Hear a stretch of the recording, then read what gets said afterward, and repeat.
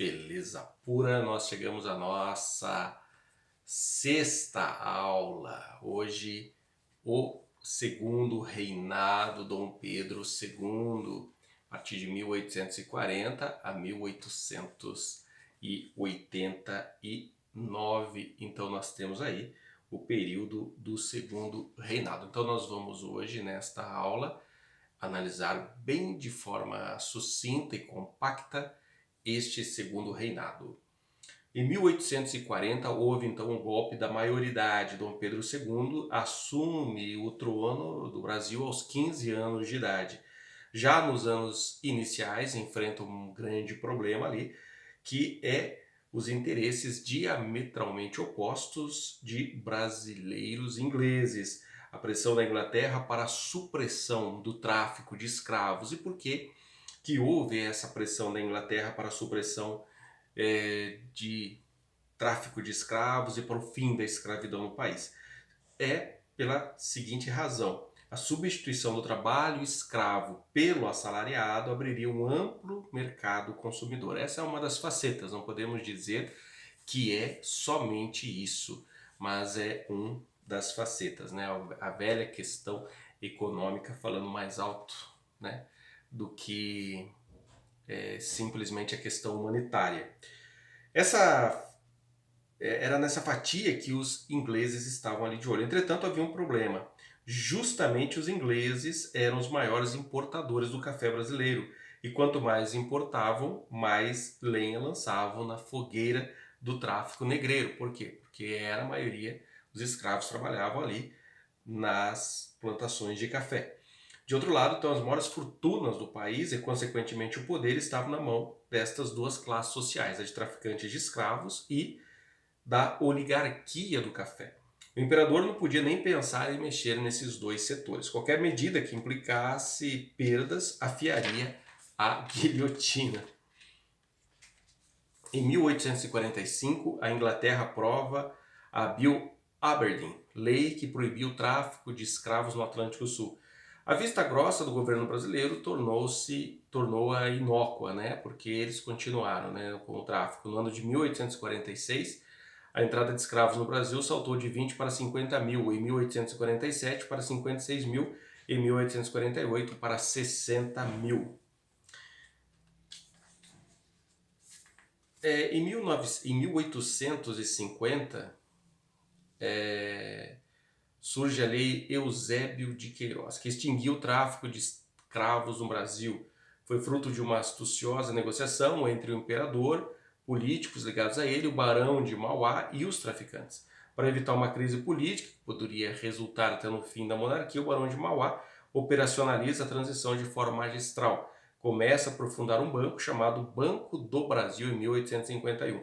O Banco do Brasil vai transformar a ruína iminente de uma classe social em uma oportunidade de negócio infinitamente melhor. Então, o Banco do Brasil, fundado em 1851.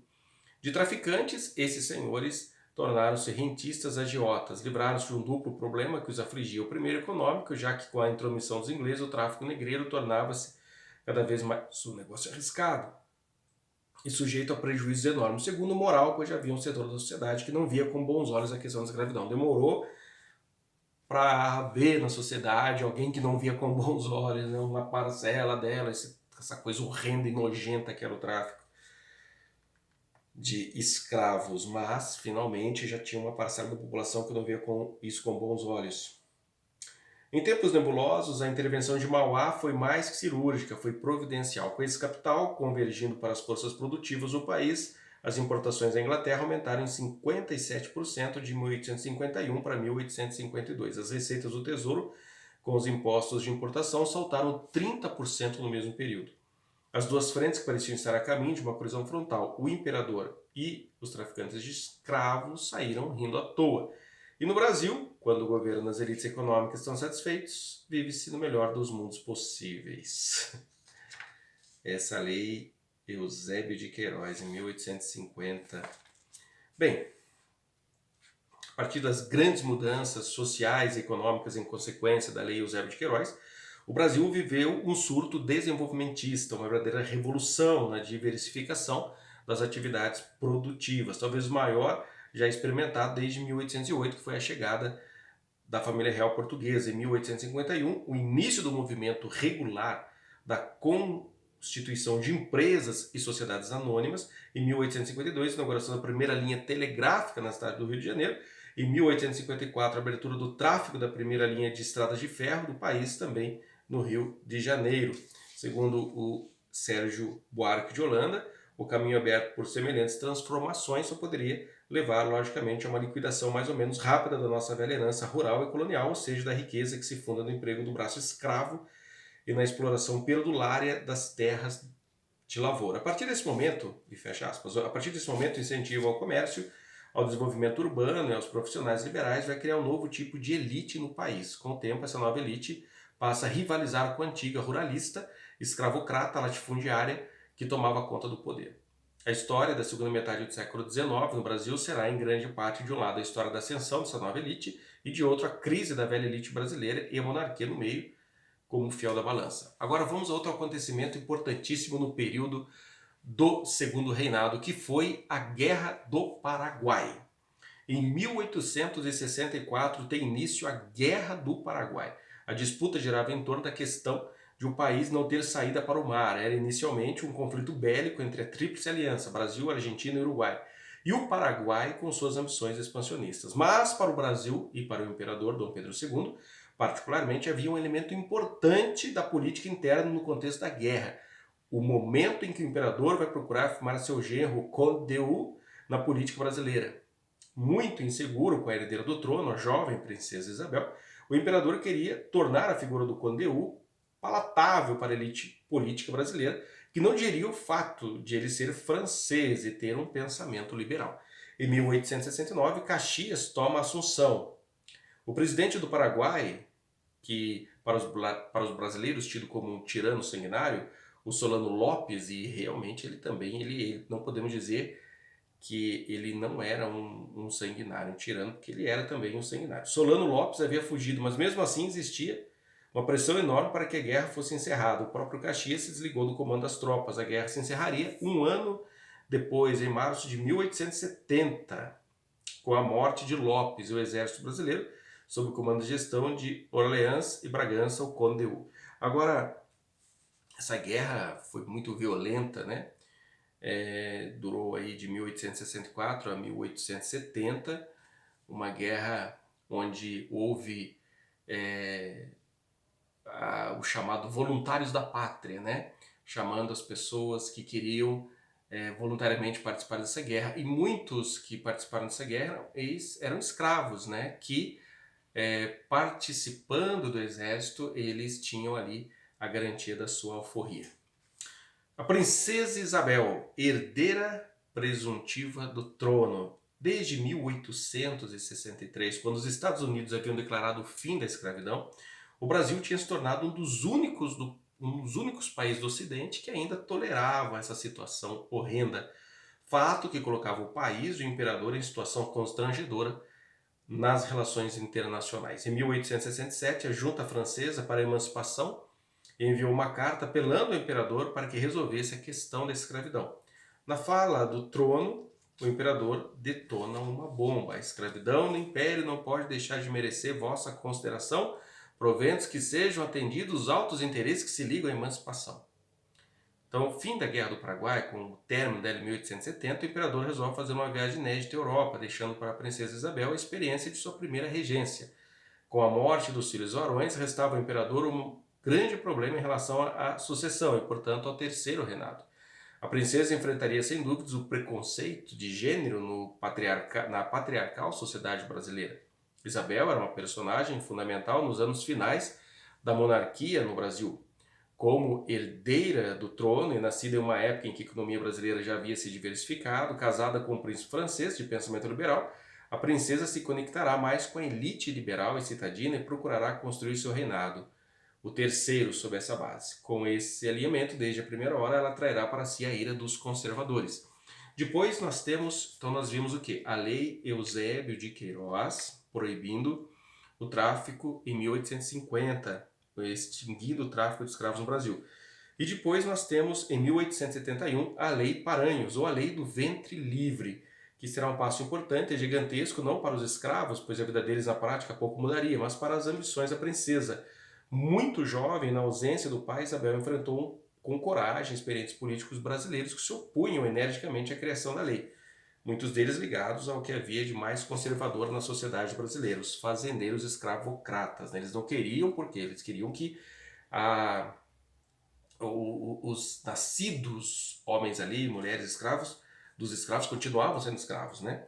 Então, além da polêmica lei, a princesa propôs estabelecer uma corrente de imigração, além de projetar investimentos na construção de estradas, pontes, canais, melhoramento de portos, no estabelecimento de fábricas de diversos gêneros. A intenção era a introdução de 30 mil imigrantes até 1877, 50 mil até 1822, 75 mil até 1887 e 100 mil até 1891.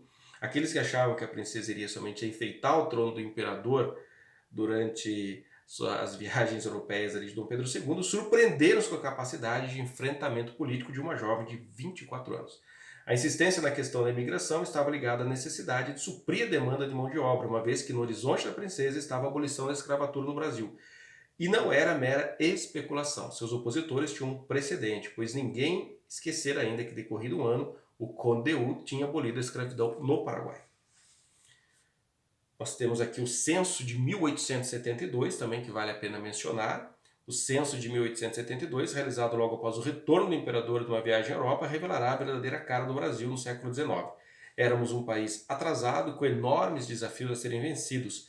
A escravidão era o principal deles. Na província do Rio de Janeiro havia 292.637 escravos. São Paulo, 156 mil.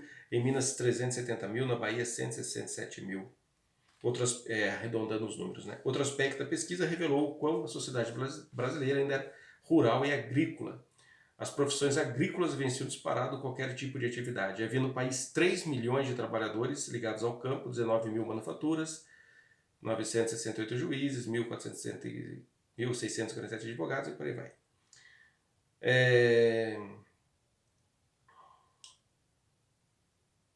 Esse quadro revela a dimensão da dependência do país ao campo e o atraso em que se encontrava em relação às nações europeias e aos Estados Unidos, já imbuídos pelo espírito da Revolução Industrial e pelas ideias do liberalismo econômico e político. Embora o censo de 1872, encomendado pelo imperador, tivesse revelado a face de um país ainda predominantemente rural, patriarcal, atrasado economicamente e fortemente dependente da exportação de commodities, nos últimos 20 anos, desde a pequena revolução econômica, operacionalizada a partir dos anos 1850, alguma coisa havia mudado. As novas gerações já eram mais cosmopolitas e mais suscetíveis às influências das culturas inglesa e francesa. O Rio de Janeiro estava na vanguarda do país em termos de modernização. A dinamização do consumo interno aumentou as receitas da monarquia, cuja renda adivinha o grosso das exportações do café e que também mantinha o sistema nas mãos dessa elite. Para a monarquia, a diversificação econômica e a modernização do país renderiam cada vez mais dividendos. Para a princesa Isabel, estadista e herdeira do trono, era claro que a monarquia deveria seguir o fluxo das mudanças e se conectar com o mundo novo. Em 1871 nasce o movimento republicano. A orientação política da princesa Isabel apontava para o norte completamente oposto daquele que até então vicejava. Seu pensamento liberal denunciava que o futuro seria permeado por mudanças profundas. Uma das características mais importantes do movimento republicano era o federalismo. O sistema federativo interessava aos paulistas, sobretudo porque, além de reduzir o poder pessoal do imperador, ele significava uma espécie de separação das diversas regiões e províncias brasileiras. Não é por acaso que depois da proclamação da República, o início do regime federalista, o início da República do Café com Leite, em que se alternava paulistas e mineiros no poder, o desenvolvimento da região sudeste foi infinitamente superior ao do nordeste, por exemplo. Afinal, era como se com o federalismo a província de São Paulo pudesse se livrar do resto do Brasil e viver uma vida autônoma. Muito bem, e nós temos a terceira regência, ou terceiro reinado, que vai entre os anos 1878 e 1881. A princesa Isabel morou na França, que havia entre os anos 1878 e 1881, a princesa Isabel morou na França. Veja bem, a terceira regência. e o terceiro reinado. Daí vamos lá. Entre os anos 1878 e 1881, a princesa Isabel morou na França, que havia recém saído da Comuna de Paris em 1871, e onde, portanto, as ideias fervilhavam. Em 1878, houve em Paris a Exposição Universal, em que foram mostradas novidades do comércio, da ciência e da indústria. No retorno ao Brasil, numa sociedade escravocrata, o anacronismo e o atraso socioeconômico ficaram evidentes. Em 1887,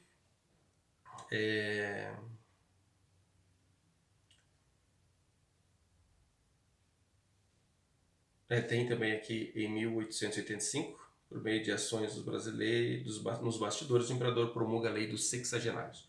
Em 1887, o imperador sofre um colapso e a fragilidade de sua saúde é evidente. Fica cada vez mais próximo o período de transição do segundo para o terceiro reinado.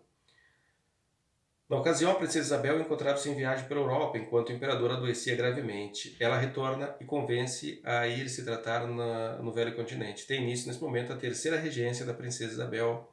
Desde o início dessa sua terceira regência, a princesa vinha cobrando dos parlamentares uma solução para a questão da escravidão, além de outras demandas, como a melhoria da infraestrutura do país, estradas e portos e a imigração. Nessa década de 1880, haviam entrado no Brasil mais de 1.500.000 imigrantes oriundos de diversos países. E 13 de maio de 1888, né, a data histórica no início de 1888, a princesa Isabel aceita o pedido de demissão do barão de Cotegipe, melhor dizendo, primeiro-ministro do Brasil e forte opositor à ideia do fim da escravidão. É convocado para seu lugar João Alfredo Correia de Oliveira, com quem a princesa já havia trabalhado em sua primeira regência, em 1871, e quando fizeram passar a lei do ventre livre. No dia 1º de abril de 1888, a princesa organiza uma festa em Petrópolis para liberar escravos comprados com fundo de emancipação. Era um ensaio geral. No dia 3 de maio de 1888, durante a fala do trono, discurso que abre os trabalhos da Câmara e do Senado, a princesa deixou claro que aquele seria um ano decisivo na questão da escravidão, ao dizer a extinção do elemento servil é hoje uma aspiração aclamada por todos. Na Câmara, o projeto foi votado e aprovado entre os dias 8 e 10 de maio. No Senado, o projeto foi votado e aprovado entre os dias 11 e 13 desse mês. A lei é composta de 2 artigos diretos e retos. Artigo 1 é declarada extinta desde a data desta lei a escravidão no Brasil, 13 de maio de 1888. E artigo 2 revoga-se as disposições em contrário. Esse projeto da Princesa Isabel não significa apenas o fim da escravidão no Brasil. O seu significado é muito mais profundo. Passamos a ver nesse momento, segundo palavras de Sérgio Buarque de Holanda, entre duas eras, uma definitivamente morta e outra que lutava por vir à luz. A questão que colocamos é a seguinte: caso a Lei Áurea tivesse previsto a indenização para os proprietários de escravos, e não houve essa indenização, não previa essa indenização, mas se houvesse, que seriam despojados dos seus bens? Teriam eles conspirado para o fim da monarquia, para a proclamação da república? Talvez não, né? É o que as pessoas acham. Mas os proprietários de escravos, então ela era a elite, a oligarquia, ela a partir desse momento ficou revoltado e daí, com essa situação, eles começaram então a conspirar para o fim da monarquia e para a proclamação da república. Poucas vezes no Brasil se viu uma sociedade tão polarizada como em 1888 e 1889. O fim da escravidão é um divisor de águas na história deste país e talvez o ato mais revestido de sentido em toda a nossa história. O avanço da modernização, a partir de 1850, de um lado, é a resistência das heranças coloniais de outro, numa espécie de duelo. O pensamento liberal, o industrialismo, o comércio, a vida urbana contra o ruralismo, o latifúndio, o escravismo e o patriarcalismo. Desse modo, fica claro que no processo de passagem da monarquia à república, a questão se restringia a uma disputa pelo poder entre duas elites que estavam se comendo vivas. Percebe-se também nesse processo duas questões presentes na política nacional. A primeira, o povo não foi consultado. E a segunda, as mudanças acontecem no Brasil mediante um conflito ou um acordo entre poderosas elites econômicas que são também donas do poder. O povo fica fora a tudo assistindo bestializado. Muito bem. Nós vamos na próxima aula então ver o fim da monarquia e o começo então ali do Brasil República. É o que nós estaremos vendo na nossa próxima aula de história aqui do Brasil, bem de forma compacta, sucinta, mas importante a gente ficando sabendo dos principais fatos, tá ok? Até lá, até a próxima, fique com Deus!